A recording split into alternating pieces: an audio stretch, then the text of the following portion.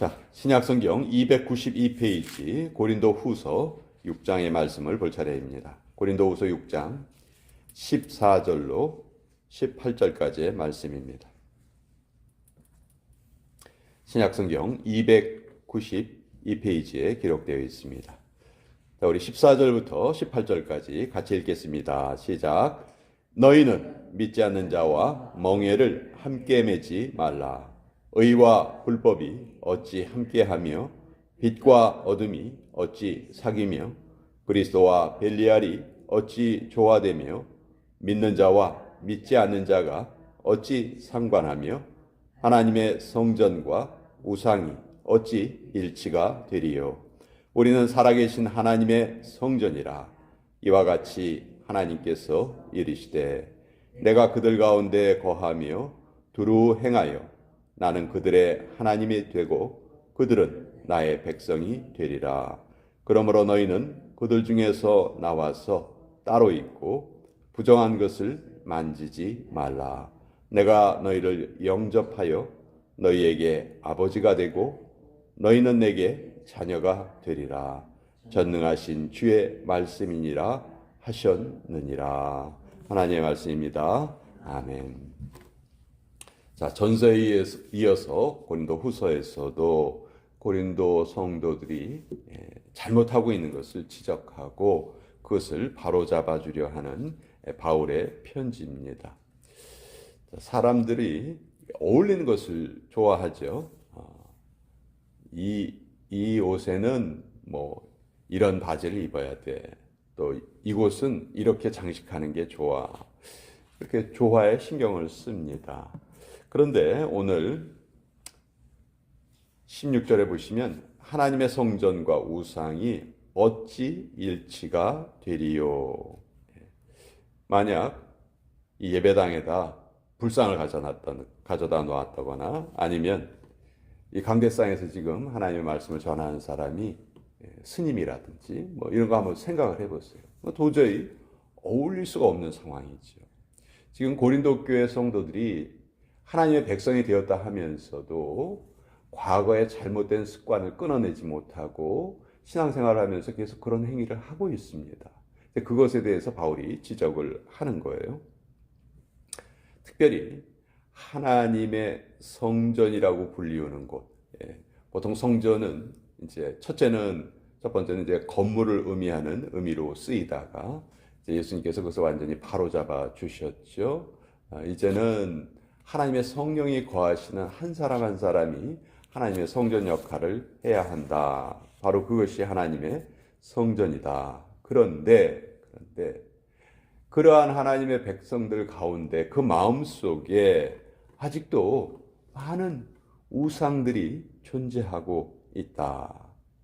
우상이라는 것은 꼭 만들어낸 형상만을 의미하는 건 아니에요.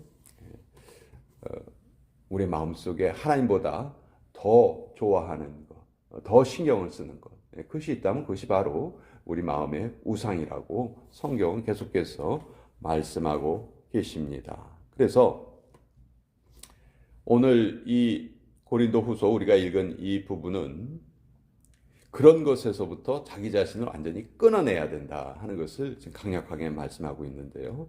그것을 이제 14절에 보면 이렇게 비유하고 있어요. 믿지 않는 자와 멍에를 함께 매지 말라. 의와 불법이 어찌 함께하며 빛과 어둠이 어찌 사귀며 그리스도와 벨리알이 어찌 조화되며 믿는 자와 믿지 않는 자가 어찌 상관을 할 수 있겠느냐. 자, 세상과 담쌓고 살라는 뜻이 아닙니다. 산속에 들어가서 혼자 숨어서 지내라는 말씀이 아니에요. 예수님께서는 분명히 너희는 세상의 빛이다, 소금이다. 또 천하 만민에게 복음을 전하고 그들을 하나님의 제자로 삼아라. 분명히 말씀하셨는데 우리가 세상과 담을 쌓고 살아간다면 그 말씀을 이룰 수 없는 거죠. 그러니까 이 고린도후서에 나오는 이 말씀도 그들과 완전히 분리되라는 그런 말씀이 아니에요. 그들과 같아지지 말라는 뜻이죠. 자, 세상 사람들은 죄악을 저지르는데 아무런 꺼리낌이 없습니다. 그저 자기가 그것이 내키면 그렇게 행한다는 것이죠. 고린도 교회 성도들이 마치 그런 사람들과 같이 자기가 내키면 우상 숭배도 하고 자기가 내키면 성적인 비행도 저지르고 그런 모습이 아주 일반화되어 있기 때문에 그것을 바울이 지적을 하고 있는 거예요. 그래서 특별히 16절에 보면 하나님께서 성전을 지으라 하신 목적이 여기 잘 나와 있는데요. 우리 보통 구약시대에 성전이 지어진 목적을 오해합니다. 다윗이 그렇게 말했죠. 하나님이 거하실 그런 집이 있었으면 좋겠다. 근데 그 거하신다는 것을 우리가 자꾸 오해를 해요. 하나님께서 살 집이 없어서 우리가 성전을 구약시대에 지은 게 아니에요. 솔로몬이 성전을 완성을 하고 무슨 기도를 드렸습니까? 하늘의 하늘이라도 하나님께서 거하시기 부족한데 어찌 제가 지은 이 조그만 건물 속에 하나님께서 거하시겠습니까? 그런 고백을 하죠. 그러니까 그 눈에 보이는 건물로서의 성전은 그 지어진 목적이 하나님이 그 안에 거하시기 위해서 지어진 것이 아니었어요. 우리가 이걸 자꾸 오해하는데 그럼 목적이 무엇이냐? 하나님이 성전을 지으라 말씀하시고 그것을 허락하신 이유는 하나님과 교제를 나누기 위해서입니다. 즉 성전은 하나님께 예배하고 기도하는 곳이에요. 하나님과 교제를 나누기 위해서 필요한 장소였을 뿐이지 거기에 하나님이 거하시는 것은 아니죠. 하나님께서는 그 일정한 장소에, 정해진 장소에 하나님의 백성들이 모여서 그들을 바라보시고 그들의 기도와 간구를 듣기 위해서죠. 하나님이 원하시는 것은 화려한 건물이 아니에요. 겸손히 떠는 심령. 하나님 앞에서 모든 것을 다 내어드리려는 그 우리의 심령. 그것을 하나님이 원하시는 것이고 그것을 하는 장소로서 그 건물을 허락을 하셨던 거죠. 그래서 예수님께서도 그런 말씀하셨죠. 내 집은 만민이 기도하는 집이다. 여기 기도라는 것은 하나님과의 교제를 의미하는 것이거든요. 그래서 구약시대에도 하나님께서 형식적인 제사를 받으시는 것에 전혀 관심이 없으셨어요. 오히려 그것을 미워하셨어요. 너희가 나한테 제사를 드리면서 나가서는 너희 마음대로 살고 잘못된 행동을 하는 것을 내가 더 이상 용납하지 못하겠다. 그렇게 한탄하실 정도였어요. 자, 우리는 구약시대의 제사가 형식에 치우친 제사였다. 그렇게 비판을 합니다. 그러면 오늘 우리가 드리는 예배는 과연 어떠한 예배인가? 우리가 형식에 치우친 그런 예배를 드리고 있지 않은가? 우리가 몸은 이 자리에 와 있지만 마음은 하나님으로부터 떨어져 있거나 마음은 하나님의 말씀이 담겨져 있지 않고 다른 것이 담겨져 있다면 그것은 우리가 이 고린도 교회 성도들의 잘못을 그대로 반복하고 있는 것에 불과할 뿐이죠. 그래서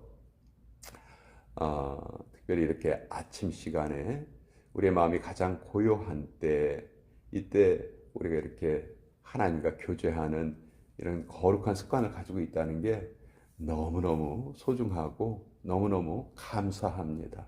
가끔 그렇게 생각해요. 이 시간에 집에서 그냥 편안히 잠자리에 있거나 내가 하고 싶은 일을 하면 참 편하죠. 너무 좋아요. 특히 뭐 날씨가 궂은 날이라든지 추운 날이라든지 뭐 이런 때에는 그냥 집 밖으로 나오기가 싫습니다.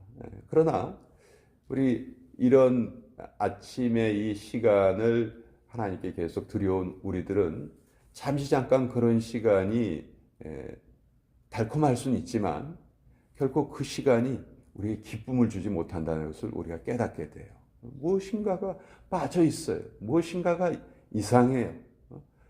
난 내 몸은 편한 것 같은데 마음이 전혀 편하지 않아요. 이상해요. 하루를 시작하는데 뭔가가 빠져 있는 것 같아요. 예. 왜 그렇습니까? 물론 아침 시간만 그래서는 안 되죠. 하루 종일이 그래야 되지만 우리가 그런 하루 종일 하나님과의 교제를 나누기 위해서는 분명히 우리에게는 훈련이 필요해요. 연습이 필요해요. 그거 훈련과 연습이 없이 저절로 되는 사람은 저는 이 세상에 없다고 생각해요. 인간이란 존재는 그런 존재가 아니에요. 예. 늘 편안함을 추구하는 존재가 인간이기 때문에 억지로라도 우리 자신을 쳐서 복종시키는 훈련을 해야 하고, 예, 그런 면에서 하나님이 우리 한민족을 너무너무 사랑하셔서 이런 거룩한 습관을 우리에게 주셨다. 좀 그렇게 생각을 합니다. 그래서 17절에 보시면 그러므로 너희는 그들 중에서 나와서 따로 있고 부정한 것을 만지지 말라. 예, 여기 따로 있고 부정한 것을 만지지 말라. 이것은 여기 따로 있으라는 말이 이 세상 사람들과 교제를 단절시켜라. 그런 말이 전혀 아니죠. 영적으로 완전히 다른 목적을 가지고 살아가는 거예요. 우리는 오늘도 이 땅에 살지만 하나님의 백성으로서 사는 겁니다. 하나님의 말씀을 실천하는데 내 인생을 드리기 위해서 살아가는 것이죠. 그것이 우리의 삶의 목적이 되어야 한다. 그것이 그들과 따로 있어라. 그러니까 완전히 가는 길이 다르다 하는 것이죠. 예수님께서는 그것을 좁은 길로 표현하셨어요. 좁은 길로 걸어가라. 그 길은 작고 협착하여서 찾는 이가 적지만 그 길이야말로 생명의 길이다. 예수님께서 그렇게 말씀해 주셨죠. 그래서 오늘 우리는 고린도 교회 성도들을 우리가 비판하는 마음이 있지만 우리 역시 똑같은 잘못을 저지를 수 있다. 선줄로 생각한 자는 언제든지 넘어질까 두려워하라 하셨어요. 그래서 오늘도 하나님과 깊은 교제를 나누면서 우리가 하나님의 말씀을 잘 지키는 존재로 오늘도 살아가겠습니다. 그런 결단을 하고 이 하루를 같이 지냈으면 좋겠습니다.